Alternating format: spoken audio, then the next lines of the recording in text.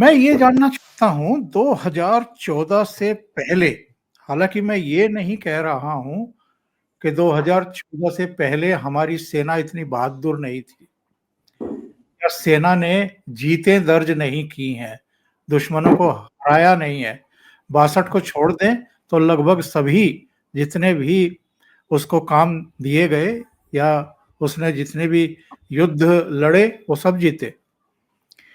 62 और 47-48 2 ही युद्ध ऐसे रहे जब नेहरू की गलती से या बेवकूफ़ी से हमने ज़मीनें भी खोई और युद्ध भी हारे एक तरीके से। हमने युद्ध विराम कर दिया, जाकर के वहाँ जम्मू कश्मीर में और एक बड़ा भूभाग जो है वो उनको दे दिया, उनके कब्ज़े में रहने दिया। 2014 के बाद की मैं बात कर रहा हूँ कि सेना में किस तरह के बड़े बदलाव आप देखने को मिल रहे हैं। जो वन रैंक वन पेंशन था उससे लेकर के एक वेल इक्विपमेंट अब सेना हर तरीके से अगेन मैं फिर कहूँगा कि जितने स्क्वाड्रन उसको चाहिए थे उतने नहीं हैं, जितनी रिक्वायरमेंट रही है। लेकिन अगर क्वालिटी वाइज़ आपके पास अच्छे विमान आ गए हैं, तो ये स्क्वाड्रन कितने हैं, कितने नहीं हैं, ये भी फिर मायने नहीं रखता है। क्या बड़े बदलाव देख रहे हैं आप? देखिए, सीधी-सी मैं आपको एक सच्ची-सच्ची घटना सुनाता हूँ, जिसपे आप खुद ही सुनने वाले, देखने वाले खुद ही हिसाब लगा लें। जब पार्लियामेंट पे अटैक हुआ और ऑपरेशन पराक्रम लॉन्च किया गया और फौज मोबिलाइज़ हुई। हालाँकि उससे जस्ट पहले 99 में कारगिल के टाइम पे भी चाहे लड़ाई जम्मू कश्मीर में लड़ी जा रही थी, लद्दाख में लड़ी जा रही थी, फौज पूरी मोबिलाइज़ हो रखी थी। कश्मीर से लेके गुजरात बॉर्डर तक सारे मोबिलाइज थे और नीचे जो एयरफोर्स, मैं ये कहूँगा कश्मीर से कन्याकुमारी या कराकोरम से कन्याकुमारी, बिकॉज जो पीस एरिया में यूनिट थी उठ के सारे बॉर्डर एरिया में आ गई थी।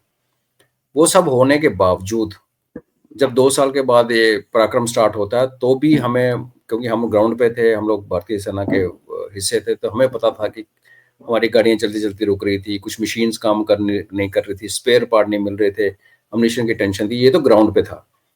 लेकिन जब वाजपेयी साहब ने तीनों सेना प्रमुखों को पूछा कि भाई ये हमारे पे अटैक हो गया, फौज मोबिलाइज होगी, आपकी भी होगी, हमारी भी होगी, आपने जो करना कीजिए। जो कि आई थिंक बीजेपी का, दोनों सरकारों का, वाजपेयी साहब का भी और इनका भी एक ये हॉलमार्क रहा है कि इन्होंने फौज को खुली छूट दी है। तो हमारे आर्मी चीफ ने प्रधानमंत्री जी को बोला कि आई एम सॉरी, हम लड़ने के स्थिति में नहीं है। 3 दिन के बाद हमारा अम्यूनिशन खत्म हो जाएगा और 7 दिन के बाद हमारा पेट्रोल डीजल खत्म हो जाएगा। तो ये रीजन है कि ऑलमोस्ट 1 साल माइन लगा के गांव की खेतियां बंद करके फिर उस माइन को निकालने में हमारे जवानों की बलि लग गई। हम बिना लड़ाई किए वापस आए। वही फौज, वही हम जैसे सैनिक, और फिर आता 2014। देखिए, आपने अभी पाकिस्तान और अफगानिस्तान के जो छोटा सा झड़प हुई, इसमें क्या देखा आपने कि एक तरफ सो कॉल्ड न्यूक्लियर पावर, एक तरफ वो लोग जिनके पास कोई जहाज नहीं, जिनके पास ढंग का कोई टैंक नहीं, जिनके पास हथियारों के नाम पे जो वेपन कैरी करते हैं वही हैं, कोई बड़ी मिसाइल्स नहीं, कुछ नहीं। उन्होंने नाको चने चबवा दिए और पाकिस्तानियों को मजबूर होकर कतर में जाके कतरियों को रिक्वेस्ट करके सीज फायर करवाना पड़ा। तो जो इंसान होता है, मशीन के साथ जो मैन बिहाइंड मशीन, वो हमेशा मैटर करता है। लेकिन इसका ये मतलब नहीं कि आप उस मशीन को ही साइड पे रख दें कि जो चल रही है बाबा आदम के ज़माने से उसी से काम चलाते रहो। हमारे जहाज पुराने थे, हमारे हेलीकॉप्टर बहुत पुराने थे, हमारे पास एयरलिफ्ट कैपेबिलिटी नहीं थी। अभी भी घोड़े पे ऑपरेशन विजय में भी और कारगिल में भी और उसके बाद पराक्रम पे भी वही, कहीं इंसान ढोने में लगा हुआ है लोड, कहीं घोड़े डो रहे हैं, कहीं पे सिविल ट्रक लगा के काम चलाया जा रहा था। ये सरकार जब आई, इनकी प्रायोरिटी बड़ी क्लियर थी। और सबसे बड़ा जो प्रॉब्लम थी हमारे यहाँ की, कोई भी चीज़ अब खरीदने जाते थे उसका प्रोसीजर इतना लंबा होता था। और ये मैं आपको इस दर्शकों को बता दूं, जब फौज का, आर्मी, एयरफोर्स, नेवी की कोई भी चीज़ खरीदी जाती है, इक्विपमेंट, उसका फैसला सिविलियन लीडरशिप और ब्यूरोक्रेसी करती है, फौजी नहीं करते। हम उनका ट्रायल करते हैं, हम उनका डिमांड करते हैं कि हमें ये हथियार ऐसे वाला चाहिए। वो जब आता है उसका बन के प्रोटोटाइप, हम उसका ट्रायल करते हैं, उस पर जजमेंट देते हैं, वो सब हम करते हैं। लेकिन जो चेक साइन करना और एग्रीमेंट साइन करना, ये काम ब्यूरोक्रेसी और लीडरशिप, पॉलिटिकल लीडरशिप करती है। हम लोग इन्वॉल्व नहीं होते उसमें। एक आधा हमारा कोई रिप्रेजेंटेटिव होगा बस। तो इस सरकार ने आके इनके पहले जो अंथनी साहब थे उन्होंने खुद कहा था कि हमारे पास पैसे ही नहीं है फौज को मॉडर्नाइज करने के लिए, सड़कें बनाने के लिए चाइना के साथ हमारे पास पैसे नहीं है। ये पार्लियामेंट के अंदर खड़े होके बोला। और हम सबको पता है कि उसने बीमारू 5 बीमारू इकोनॉमी में देश आ चुका था। सब उनकी अपनी करतूतें थी। ये आए, वही देश, वही इकोनॉमी, वही हालात, उल्टा चाइना उभर के ज़्यादा ऊपर आ रहा है। चाइना और पाकिस्तान की दोस्ती बड़ी घनिष्ठ हो रही है। तो उन सब चैलेंजेस के बावजूद कोविड बीच में आ गया, पूरी दुनिया की इकोनॉमी रुक गई। उस टाइम हमारा लद्दाख का प्रॉब्लम शुरू हो गई। इस सरकार ने वो सब दिया जो हमने मांगा, और कई बार तो ऐसे दिया कि रातों रात दिया। फिर ये लेसन सीखा कि जो इमरजेंसी प्रोसीजर तो ठीक है, नॉर्मल प्रोसीजर को सिंप्लीफाई करो, शॉर्टन करो। फिर देखा कि लोग रिश्वतखोरी में पैसे कमाते हैं, जैसे बोफोर्स कांड और हेलीकॉप्टर कांड, और जो नाम लो उसमें कांड ही कांड है। तो इन्होंने गवर्नमेंट टू गवर्नमेंट कॉन्ट्रैक्ट करने शुरू कर दिया। राफेल जो था हमने फ्रेंच गवर्नमेंट से डायरेक्टली खरीदा, ना आपका बिचौलिया ना हमारा बिचौलिया। वो जो पैसे बचते हैं उसी पैसे से बाकी सामान खरीदा जाता है। अभी मैं कश्मीर होके आया हूँ 3 दिन पहले। जो सड़क पे खड़ा जवान, जो हथियार और जो इक्विपमेंट उसने पहना हुआ है, उसको देख के दिल खुश होता है। इन्हीं सड़कों पे 94 में ओंकार जी हम लोग खड़े होते थे। AK-47 नहीं होती थी पूरी यूनिट में। ऑफिसर्स और जेसीस को AK-47 मिलती थी मुश्किल से, और जवानों के पास वही घिसी पट्टी SLR। उधर वो आतंकवादी है जिसके पास UMG है, AK-47 है, अंडर बैरल ग्रेड लॉन्चर है, रॉकेट लॉन्चर है, और हमारे पास वो बाबा आदम की सेकंड वर्ल्ड वॉर का इक्विपमेंट होता था। कोई बुलेट प्रूफ नहीं, कुछ नहीं। तब हम कहते थे हमारी प्रोटेक्शन जो है वो जो 2 mm की कॉटन की शर्ट पहन रखी है ही है। ऐसे हालत में हमने 90s की टेररिज्म लड़ा जो कि पीक पे था। फिर बाद में जब वाजपेयी सरकार आई, कुछ सामान आया, तो बुलेट प्रूफ जैकेट्स आई, लोहे की बनी हुई 15-15 किलो की। और कश्मीर का टेरेन आप देखते हैं, पहाड़ों में ऑपरेट करना पड़ता है, जंगलों में जाना पड़ता है। उस टाइम आप अपना वेट संभालो, अपना जो अम्यूनिशन कैरी कर रहे हो, अपना हथियार कैरी कर रहे हो, 4 दिन के लिए बाहर जा रहे हो, कुछ राशन कैरी कर रहे हो, वो देखोगे कि वो लोहे का जो इतना बड़ा क्या कहते थे पुराने जमाने कवच पहना दिया गया आपको। तो हम लोग कई बार ये जानबूझ के नहीं पहनते थे कि गोली लगे हुए तो मरना तो फिर भी ठीक है, यहाँ तो वैसे कुछ नहीं कर सकते। आज आप जाके देखिए, अल्ट्रा लाइट जैकेट्स हैं, फर्स्ट क्लास हेलमेट्स हैं, नए नए हथियार हैं, अम्यूनिशन की कमी नहीं। और सबसे बड़ी बात, कैजुअलिटी होगी तो उसको उधर से कॉन्टैक्ट के अंदर से उठा के, हेलीकॉप्टर से उठा के ले जाना। गोलियां चल रही हैं और हमारे डेयर डेवल पायलट्स लैंड करके बंदे उठा लेते हैं, जान नहीं जाने देते। जो हमारा कश्मीर में जो श्रीनगर में 92 BH है, शायद दुनिया का सबसे ज्यादा एफिशिएंट ट्रॉमा हैंडलिंग हॉस्पिटल है। उसका कहते हैं, मतलब उसकी कहा वो लोग, ये वहाँ का बिलीफ सिस्टम है कि आप कैजुअलिटी को वहां तक पहुंचा दो बस, उसके बाद डेथ होती है, लोग मारे जाते हैं। बट 92 BH का रिकॉर्ड है ऑलमोस्ट कि जो एक बार अंदर आ गया वो 99% बच के बाहर निकलेगा। तो ये जो इन, तो अब आप सोचेंगे कि वो डॉक्टर्स एक रात रात पैदा हो गए, ऐसा नहीं था। जिसको जो ट्रेनिंग थी वो ट्रेनिंग दी गई, जिसको जो दवाई चाहिए, जो मशीन चाहिए, जो लेटेस्ट इक्विपमेंट चाहिए डॉक्टर्स को, वहां से शुरू करके। तो इस सरकार ने, मतलब हमने, अगर मैं इसको संक्षेप में बोलूं, जो हमने मांगा वो हमें दिया गया।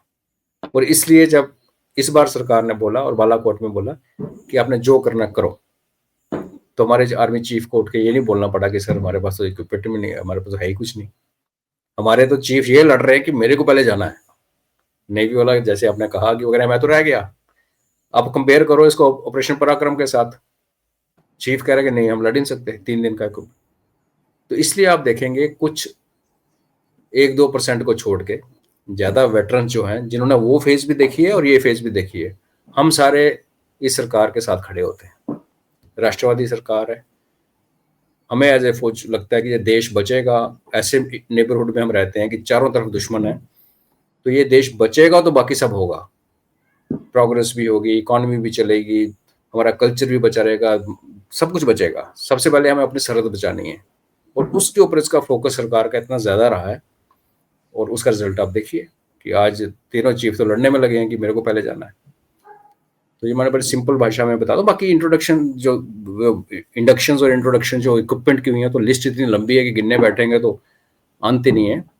और फिर आत्मनिर्भर का जो नेट इंपोर्टर से हम अभी एक्सपोर्टर बन गए डिफेंस इक्विपमेंट का। तो ये बहुत बड़े लैंडमार्क अचीवमेंट्स हैं। अभी जो फौज में लोग हैं और जो आने वाले दिनों में आएंगे शायद इस चीज़ को महसूस नहीं कर पाएंगे। वो वही हाल है कि आजकल हमारे बच्चे जब निकलते हैं हम गाड़ी लेके 4 लेन्स पे, तो उनको पता नहीं, वो सोच नहीं सकते कि किसी ज़माने में इस 4 लेन की जगह पे खड्डों से भरी हुई सिंगल लेन हुआ करती थी। उनके परसेप्शन से परे हैं। लेकिन हम लोगों ने, जिन्होंने उन सड़कों पे गाड़ियाँ चलाई हैं, जिसमें सिंगल रोड और उधर से ट्रक आ रहा है, नीचे खड्डा है और आप साइड पे लग रहे हो, और आज हम उसी एरिया में 4 लेन पे 6 लेन पे चलते हैं, तो पर हमारे दिल में याद में एक चीज़ रहती है कि यार वो भी टाइम था। इस जनरेशन को नहीं पता लगता, इनकी गलती नहीं है। बिल्कुल। तो बहुत ज्यादा काम हुआ है।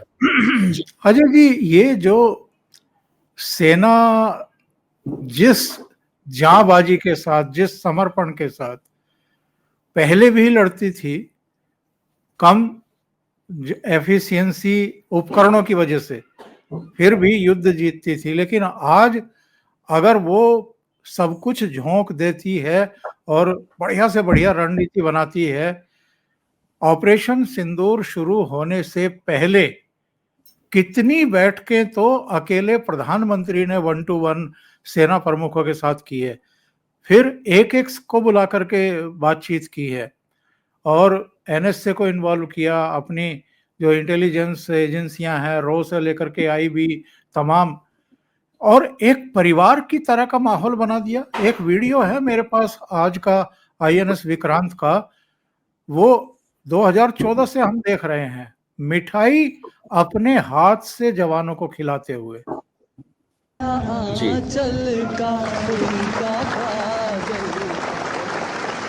मेरे आंसुओं की मोती पे मेहरबान लिख देना, मेरे आंसुओं की मोती पे मेहरबान लिख देना, मेरे शरीर के हर हिस्से पे हिंदुस्तान। ये चीजें बहुत बड़ा अंतर कर देती हैं। लीडरशिप क्वालिटी मतलब एक अलग ही लेवल की है मोदी जी की। बिल्कुल ओमकार जी, हम आर्मी में जो हमारे सीनियर मोस्ट अफसर भी जब जवानों के साथ मिलते हैं तो बड़े इनफॉर्मल घुल मिल के मिलते हैं, लेकिन रैंक ऐसा लगा होता है और सिखलाई ऐसी होती है कि एक बीच में एक दीवार सी रहती है। आप किसी आर्मी अफसर को, हाँ, एक कैप्टन मेजर को तो खैर वो तो फिर उनके साथ ही खेलते कूदते हैं, उनके साथ ही दौड़ना भागना भांगड़ा डालना होता है, लेकिन जब सीनियर ऑफिसर होते हैं आप एक डिग्निफाइड तरीका देखते हैं कि आप गैप रहता भी है नहीं भी रहता है। तो फौज में जनरली ये कहते हैं कि सीनियर हो तो आप रीच आउट करो, जूनियर हो तो अपने आप को अपनी सरहद अपनी लिमिट में रखो। तो ये एक अनरिटन लॉ होता है। तो उस अनरिटन लॉ से अगर एक सीनियर ऑफिसर हमारे पास आता था और जूनियर ऑफिसर जूनियर जवानों से बात करता था तो हमारे लिए काफी मोरल उसका किकअप होता था। हमने कभी अपने लीडरशिप को ऐसे करते हुए देखा ही नहीं, कभी इमेजिन ही नहीं किया। हमने हमेशा यही सोचा कि लड़ाई में जाएंगे तो हमारे जनरल साहब आएंगे, हमें थोड़ा पेप टॉक देंगे, और क्योंकि हमारे ये भी है ना कि आप लड़ाई में लोगों को भेजते नहीं हो, आप लड़ाई में लीड करते हो। तो ठीक है, जनरल साहब तो नहीं जाएंगे, लेकिन वो कैप्टन साहब मेजर होगा, वो आगे जाएगा तो उसके साथ बंदे। हम ये नहीं कहते जाओ वहां जीत के आओ, हम बोलते हैं आओ चलो जीत के आते हैं, दैट काइंड। लेकिन सिविल लीडरशिप को हमारे साथ इन्वॉल्व होना, और क्योंकि फिर देखो सिविल एक डेकोरम का फर्क होता है। एक जो लीडर होता है, पॉलिटिकल लीडर, वो हमेशा जब रैली करता है, स्पीच देता है, गांव में जाता है, लोगों से मिलता है, तो नेचुरली वो हाथ मिला के रीच आउट करता है, उसको कनेक्ट करना पड़ता है। वही भाव से मोदी साहब जब आर्मी में आते हैं तो अपने हाथों से सबको, हर बार आपने सही कहा कि हर साल वीडियो आता है कि किसी को लड्डू खिला रहे हैं, किसी को बर्फी खिला रहे हैं। और यहाँ भी आप देखिए इस फोटो में जितने लोग हैं सारे जवान हैं, सोल्जर्स हैं। एक तो उन लोगों के लिए जिंदगी का मोमेंट बन गया, जिसने वो टुकड़ा भी खाया वो तो आने वाले आई थिंक 6, 7, 8 नस्लों तक ये कहानियां चलती रहेगी कि मेरे दादाजी जब नेवी में थे तो मोदी जी ने आके उनके और बर्फी का टुकड़ा उनके मुंह में डाला था। जो एक कनेक्ट बनता है, क्योंकि इसमें फॉर्मेलिटी कम है, इसमें वो वर्दी वाला जो डेकोरम वो नहीं है, वो उनको अपना मान के अपने हाथ से खिला रहे हैं। फौजी जो हैं, जो यूज टू नहीं है ऐसे कल्चर के, वो उसको खा के एक कनेक्शन, नया कनेक्शन पैदा हो रहा है। और आने वाले प्रधानमंत्रियों के लिए बहुत बड़ा चैलेंज होगा। मैं आपको ये बताना चाहता हूँ, ये जो मोदी जी कर रहे हैं ना सेनाओं के साथ, ये किसी ने किया नहीं। और आने वाले प्रधानमंत्री जो ऐसा नहीं करेंगे तो एक वो भी एक इशू या एक बात खटके की लोगों को, देखो यार ये तो ऐसे है। हमने लीडर्स को देखा ओमकार जी, आते थे दूर से हाथ हिला के एक लेक्चर दे के, कुछ पता नहीं वो क्या बोल रहे हैं, लेक्चर शीट पड़ी होती थी, उसको पढ़ के चले जाया करते थे। जितना टफ एरिया होता था उतनी शॉर्ट विजिट होती थी। और यहाँ प्रधानमंत्री है जो जितना टफ एरिया है उसमें जाके रातें बिता रहे हैं। अभी जहाज के ऊपर सोना, कह रहे हैं मैं रात को सोया। जितना बड़ी मर्जी जहाज बड़ा हो ओंकार जी, ऑफ कोर्स सेलिंग में बहुत ज्यादा होता है, पर जब खड़ा भी हो ना तो हिचकोले खाता है। और जिसको उसकी आदत ना हो ना, उसको सी सिकनेस कहते हैं, मन खराब होता है, उल्टियां आती हैं, लोग सो नहीं पाते शुरू में। जब जहाज सेल करते हैं स्टार्टिंग में सेलर, तो वोमिटिंग कर रहे होते हैं, बिकॉज आप देखिए ना, आपको आदत है एक जमीन, स्थिर जमीन पे चलने की। सडनली आप जिस चीज पे चल रहे हो वो हिचकोले खा रहा है, और आप कोई 1 घंटे के लिए नहीं गए, आप वहां रह रहे हो, रातें बिता रहे हो। तो नॉर्मल इंसान भी, पर ये योगी है, ये योगाचार्य हैं आई थिंक, जो इस उम्र में इंसान 18 घंटे काम कर सकता है, तो उसके लिए छोटी बात है। लेकिन कभी मौका मिले और कभी आप किसी नेवल शिप पे जाके रात बिताएं, तो फिर आपको पता लगेगा नींद नहीं आती। और यहाँ हमारे प्रधानमंत्री जी कह रहे हैं मैं बड़ा आराम से सोया। हाँ, उन्होंने कहा कि मैं बहुत अच्छी नींद सोया। हाँ, ये अनयूजुअल है, नॉर्मल इंसानों के लिए ये चीजें नहीं होती, तो इज डिफरेंट जी। और इस प्रोग्राम के अंत में नौसेना के जवानों ने प्रधानमंत्री को एक गीत सुनाया है, उससे इस प्रोग्राम का अंत करेंगे। गूंजा था शोर, था वो एक माँ का टूटा नूर, पहलगाम की धरती कांपी जब दहशत ने ली थी दस्तक दूर। धड़कनों ने लिया एक प्रण, ना सहेंगे अब ये वार। बुलंद हुए तीनों सूरज, धरती अंबर और सागर पार। तन घनन घनन तन घनन घनन तन घनन घनन तन घन, कसम सिंदूर की, कसम सिंदूर की, वतन के गुरूर की, कसम सिंदूर की, कसम सिंदूर की, कसम सिंदूर की, वतन के गुरूर की, कसम सिंदूर की। उठा तिरंगा सीने में जब जल थल नभ में पुकार हुई, सिंदूर की लाली चमक उठी, प्रतिशोध की सीमा पार हुई। तन घनन घनन तन घनन घनन तन घनन घनन तन घनन घनन। लहरों में भी नौसेना की दुश्मन था निगरानी में, सागर की गहराई से भी उतर पड़े थे कहानी में। नौसेना की गर्जन से चल सका न दुश्मन चाल कोई, रचा चक्रव्यूह सागर में जिससे शत्रुओं की हार हुई। तन घनन घनन तन घनन घनन तन घनन घनन तन घनन घनन। तिरंगा लहराया ऊंचा, देश की जीत और शान हुई। सिंदूर की कीमत उस दिन हर आतंकी को भान हुई। कसम सिंदूर की, कसम सिंदूर की, वतन के गुरूर की।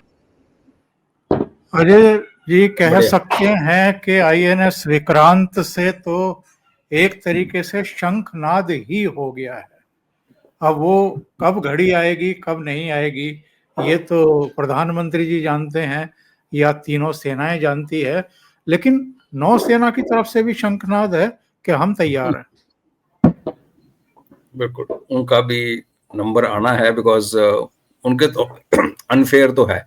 आप देखिए, जब ऑपरेशन विजय चल रहा था 1999 में, तो सबने थल सेना का कौशल देखा, बत्रा साहब को देखा, नायर साहब को देखा, सबको देखा, टीवी पे आगे लाइव ब्रॉडकास्ट होता रहा।